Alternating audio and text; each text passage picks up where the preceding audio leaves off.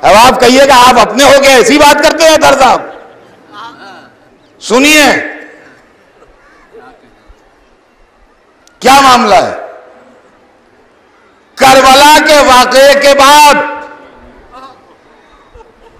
आज जो दहशतगर्दी का दिफा करते हैं और डिफेंस करते हैं, वो यही कहते हैं कि जब आदमियों पर जुल्म और ज्यादती होगी तो बदले के लिए तैयार ही हो जाएंगे। ये तो होना ही है, ये तो फितरी रद्द अमल है। करबला के वाकये के बाद हमारे अंदर दो में से एक ऐप पैदा होना जरूरी था। जहां जहां लोग बैठे हैं सब सुने, करबला के वाकये के बाद हमारे अंदर दो में से एक खराबी पैदा होना जरूरी थी। या तो हमारे अंदर मायूसी और डिजेक्शन पैदा हो जाता कि जब रसूल का घर न रहा तो हम रह के क्या करेंगे, जब हुसैन न रहे तो हमारे बच्चे क्या होंगे, जब उनका घर जल गया तो हम घर क्या बनाएं। और जिस कौम में मायूसी और डिजेक्शन पैदा हो जाए वो थोड़े दिनों में अपनी मौत आप मर जाती है। ये स्लो पॉइजन है जो आहिस्ता आहिस्ता जिंदगी का चिराग बुझा देता है। मायूसी बहुत बड़ी बीमारी है,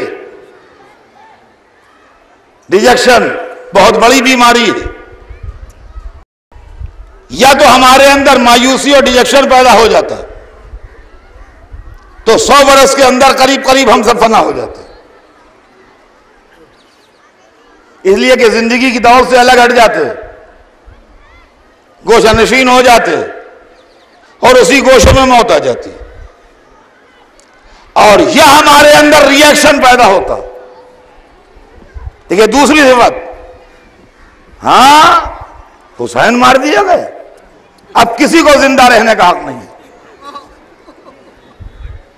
अब सभी मारे जाएंगे। अली अकबर मार दिए गए, अब किसी का जवान बेटा सही, हमें कोई उससे दिलचस्पी नहीं है। किसी के गोद का बच्चा सही, जब अली असगर ना रहे तो क्या मासूम बच्चे, मासूम मरे या कमसिन मरे या बुढ़े मरे या जवान मरे, मारो जहां तक हो सके। तो हम दुनिया के वो भयानक दहशतगर्द बनते कि खुद भी फना होते और दुनिया को भी फना कर देते। करबला के वाकये के बाद और इसके मुसलसल बयान होते रहने से या हम में मायूसी पैदा होती या हम दहशतगर्द बन जाते। सलाम कीजिए इमामों पर जिन्होंने हमको आंसुओं की तालीम दी। इन आंसुओं ने एक तरफ हमें मायूस न होने दिया, दूसरी तरफ हमें दहशतगर्द न बनने दिया।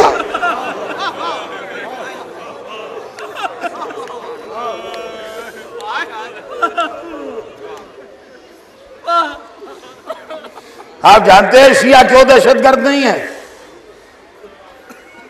इसलिए दहशतगर्द नहीं है कि मजलिसें होती हैं इनके यहां, और मजलिसों में रोते हैं। मैं आपको दूर की मिसाल नहीं दूंगा, हर घर की मिसाल है आजकल। अब कोई घर लखनऊ में ऐसा नहीं जहां प्रेशर कुकर ना हो, उसमें एक महीन सा सुराख होता है। जब पूरी गैस बन जाती है तो उससे निकलती है,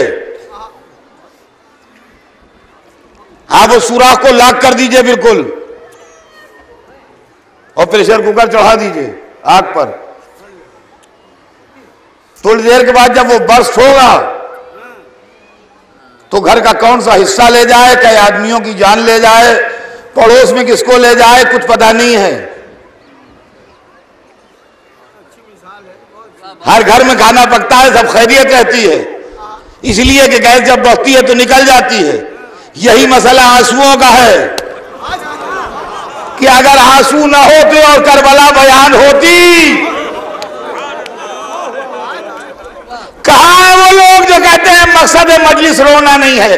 अरे ऐसी गिरिये ने तो हमको दहशतगर्द होने से बचाया है।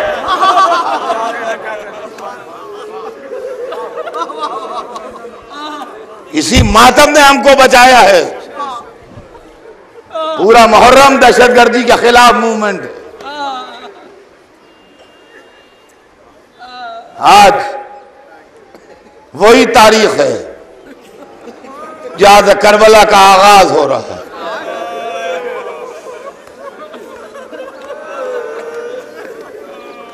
ये मजमा रोने आया है,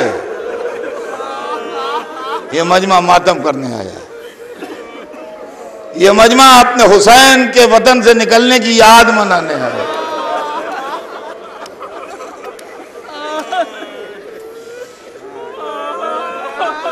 मर्द भी जमा हैं, औरतें भी जमा हैं, हुसैन के सोगवार जमा हैं। सैयदा यमीन अर्श से मुलाहिजा कीजिए, आप ही ने कहा था ना कि मेरे बच्चे पर रोएगा कौन।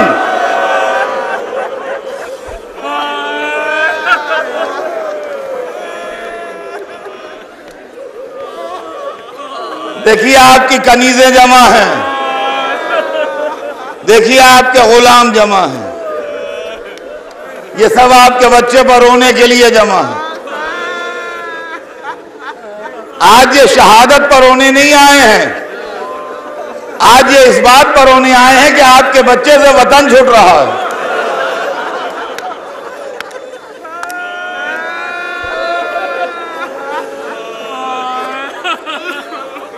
ये अज़ीज़ान गिरामी, 26वीं रजब नमाज इशा के बाद हुसैन मस्जिद नबी के एक गोशे में बैठे हुए तिलावत कर रहे हैं या वजीफा पढ़ रहे हैं। सरकारी आदमी आया, कहा मदीने का गवर्नर आपसे मुलाकात करना चाहता है। कहा उससे कह दो कि मैं थोड़ी देर में आऊंगा। वहां से उठे बैतुल शरफ गए, बनी हाशिम के जवानों को आवाज दी, कहा मेरे साथ चलो। मदीने के गवर्नर ने मुझे बुलाया है। 18-20 तलवारें दाहिने बाएं।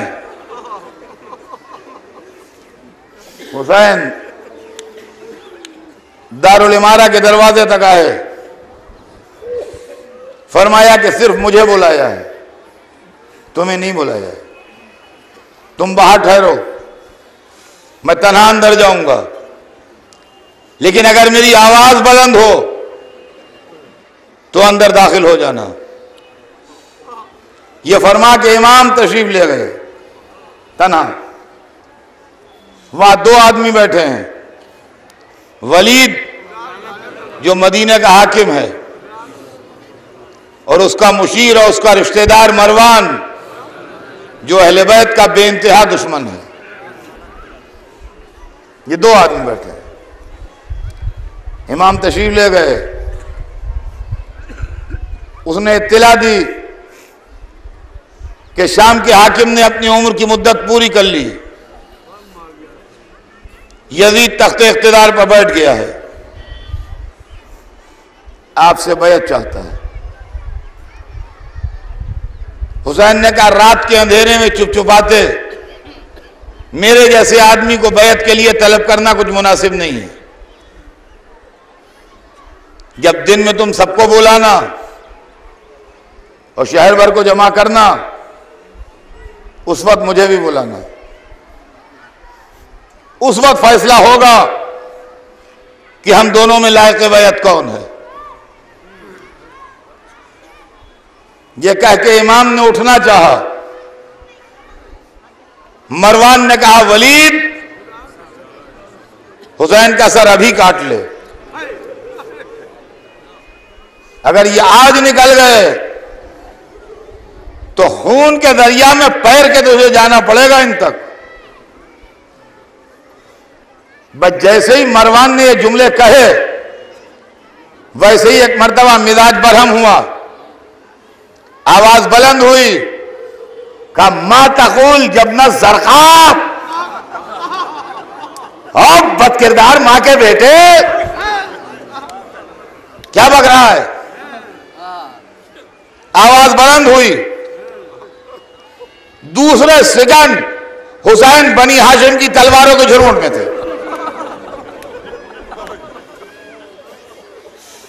और अजीज़ान गिरामी, मनाक़िब इब्न शहराशोब में मुझे एक जुमला मिला तारीख का जिसने मेरे दिल को टुकड़े कर दिया। बनी हाशिम तो 18-20 थे वहां, मगर रवायत में अव्वल मन फास सैफ फहुवा अब्बास वालियों ने लगभग सबसे पहले जिन्होंने तलवारें निकाली वो अब्बास वाली अकबर थे।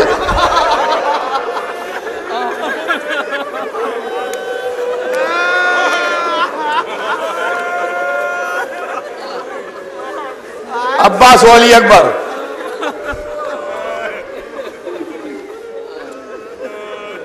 शायद यही वजह थी कि जब असरे आशूर को बिल्कुल तन्हा रह गए थे तो हदीस में व नजर यमीनन व शिमाल, दाहिने बाएं देखा, शायद अब्बास याद आ रहे हो, शायद अली अकबर का ख्याल आ रहा हो।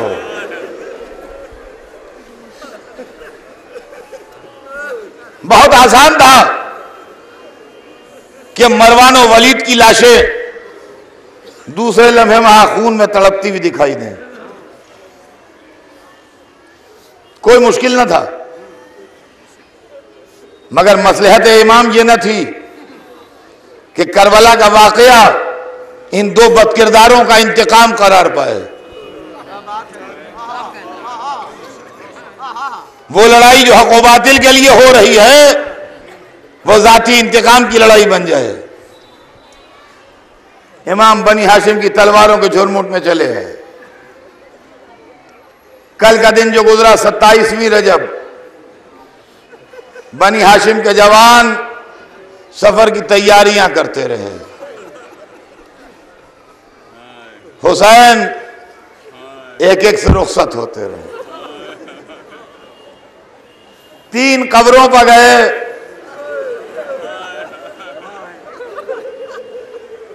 भाई की कब्र पर गए। मुझे तारीख में नहीं मिला कि भाई से क्या बातें हुई। मुमकिन है कब्र हसन से आवाज आई हो, भैया मेरी नियाबत के लिए कासिम साथ है।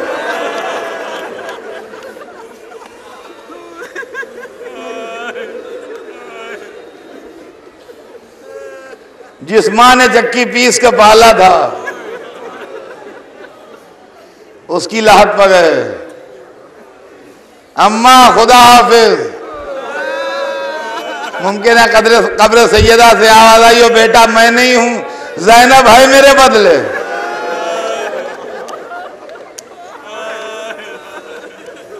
जिस नाना ने सीने पर सुलाया, जबान चुसा के पाला, कंधों में बिठाया, नाना की कब्र पर गए। तारीख में पहली 2 कब्रों का हाल नहीं लिखा है, कब्र रसूल का हाल लिखा है। का ऐसे लिपटे जैसे बच्चा मां से लिपट जाता है।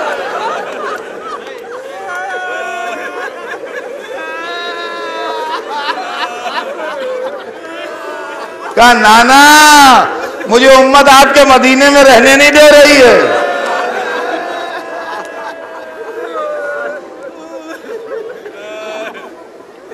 या जद्दा अना इब्नो का वब्नो इब्नतेक, अना फर्खों का वब्नो फरखतेक।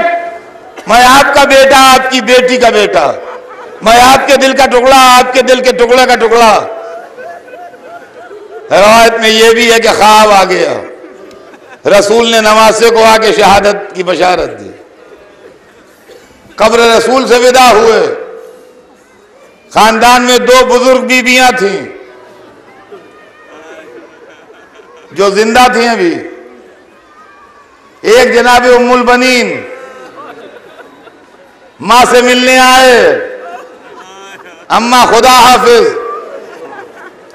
उम्मुल बनीन खाली हाथ बीबी नहीं थी, जितनी दौलत थी सब हुसैन को दे दी। बेटा 4 बेटे हैं, लेते जाओ।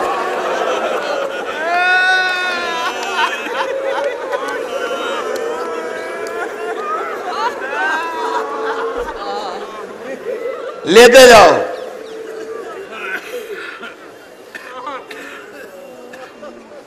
जद्दा माजिदा जनाब उम्मे सलेमा,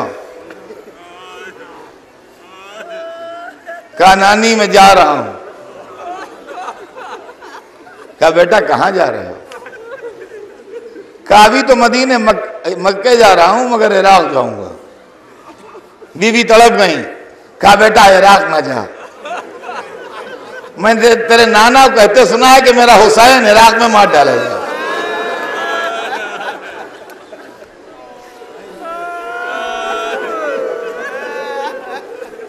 खामोश हुए। नानी को गौर से देखा। कहा जद्दा माजिदा ये फरमाइए कि क्या ये मुमकिन है कि जो मेरे नाना ने कहा है वो ना हो? क्या इसका कोई इम्कान है कि नाना फरमाएं भी और फिर वो ना हो?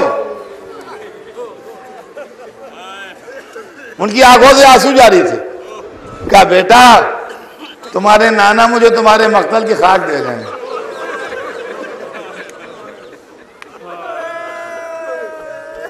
कहा मुझे मालूम है, मुझे मालूम है नानी जान, मुझे मालूम है। ये कह के जेब में हाथ डाला, एक मुट्ठी खाक निकाली। कहा इसको भी उसी में शामिल कर लीजिए, ये भी वही है। बीवी उम्मे सलमा से भी रुखसत हुए। 28वीं रजब का सवेरा हुआ, काफिला तैयार हुआ। ये बीबी ज़ैनब की हमारी है, ये बीबी उम्मे कुलसूम की हमारी है। इस पर बीबी लैला सवार हैं, इस पर बीबी रबाब सवार हैं, इस पर बीबी उम्मे फरवा सवार हैं। हे खुदा, ये काफिला जिस शान से जा रहा है इसी तरह आए।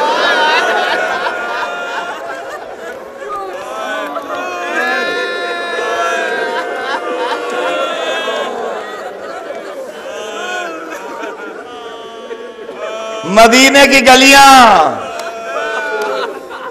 मस्जिद नबी की इमारत, रौज़ा रसूल, जन्नतुल बकी की कब्रें, हर एक कह रहा या हुसैन अलविदा।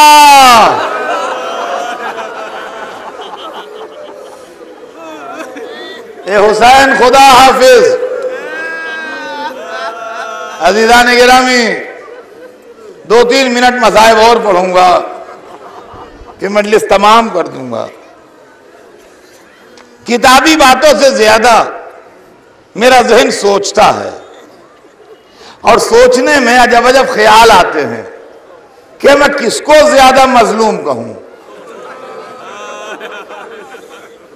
वो बेटी ज्यादा मजलूम है जो इस तपती दोपहर में बाप के साथ जा रही है, या वो बेटी ज्यादा मजलूम है जो इतने बड़े घर में अकेली रह रही है।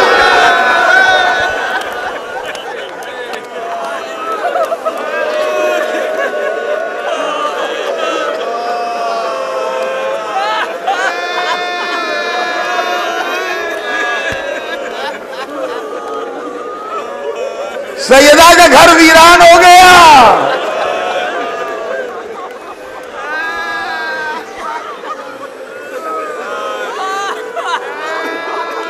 घर में कौन है? एक बुजुर्ग खातून उम्मुल बनीन है, एक बेटी फातिमा सुगरा है, और घर में कोई नहीं है। अब सोचिए, इनके लिए हर दिन एक मुसीबत है, हर दिन एक दास्ताने गम है, हर दिन एक सानेहा है। अज़ीज़ान गिरामी, यह पहली रुखसत थी जो मदीने से हुई। दूसरी रुखसत थी जो मक्के से हुई।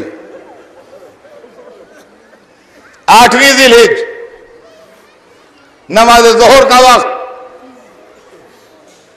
हुसैन हज को उम्रे से उम्रे मुफरदा से बदल के मक्के से बाहर निकल रहे हैं, रुकन मकाम रो रहे हैं, मीना व मशर तड़प रहे हैं, अरकाने काबा कांप रहे हैं, हजर अस्वद को गम अलम है, मकाम इब्राहिम सोगवार है, वारिस हरम जा रहा है। यह दूसरी रुखसत थी। मदीना भी वीरान हुआ, मक्का भी वीरान हुआ। बस दो जुमलों में तीसरी रुखसत सुन लीजिए, मजलिस तमाम हो जाए।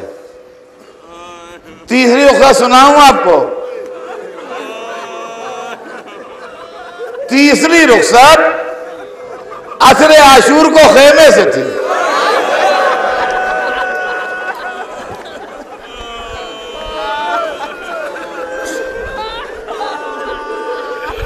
जब कोई न रहा और अली असगर की तुरबत भी बन गई, तो हुसैन दरे खेमा पर इस तरह आए कि चेहरे पर अली असगर का खून था, कपड़ों पर अली अकबर का खून था, हाथों में तुरबत अली असगर की खाक थी।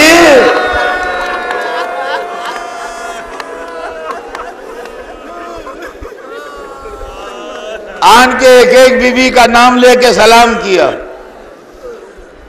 चाहने वाली बहन पसेदार आई, कहा भैया खेमे में आइए।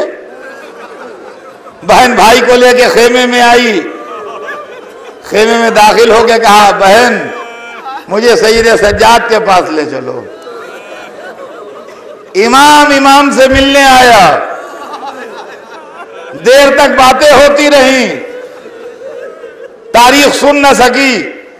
तारीख ने इतना सुना कि जब उठने लगे तो कहा बेटा जब जाना तो मेरे शियों को सलाम कह देना, और कहना कि जब पानी पीना तो मेरी प्यास याद कर लेना। यह बकौले मीर अनीस ये कहते हुए उठे कि नाव मझधार में है, शोरे तला तुम जानो, ना खुदा जाता है घर जाने और अब तुम जानो।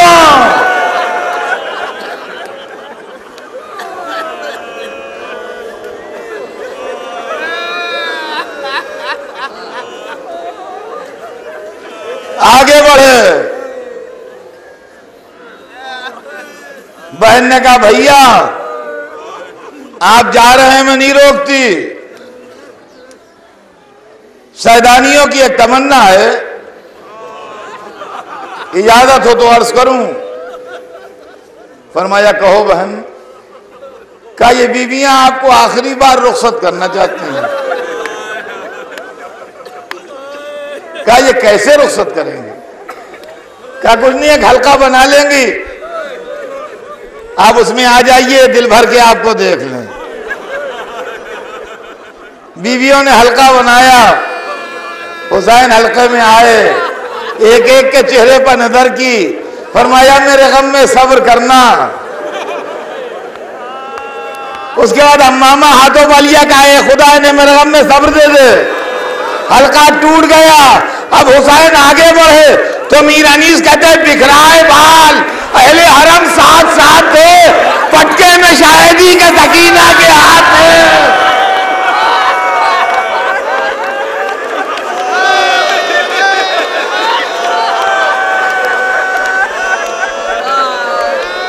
हाँ सुनिए,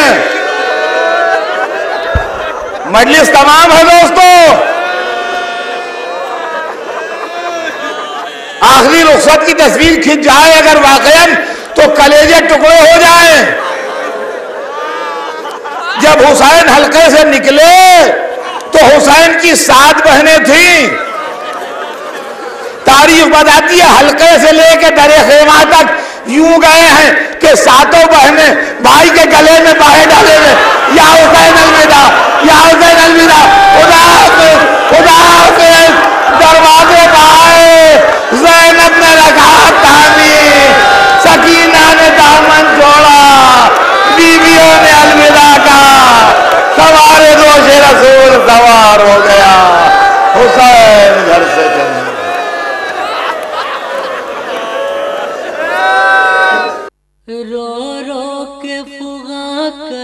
थी ये फातिमा सुगरा। जाते हैं बाबा, जाते हैं बाबा।